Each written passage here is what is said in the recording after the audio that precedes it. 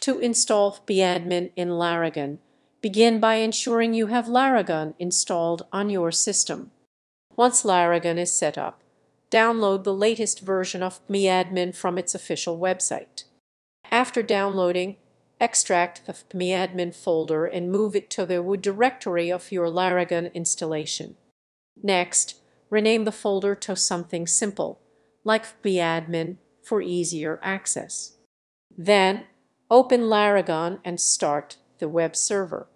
You will need to configure phpmyadmin by creating a configuration file, typically named config.inc, within the phpmyadmin directory.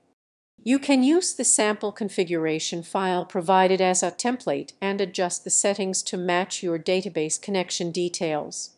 Finally, access phpmyadmin through your web browser by navigating to the appropriate URL, such as localhost phpmyadmin, and you should see the phpmyadmin interface ready for use.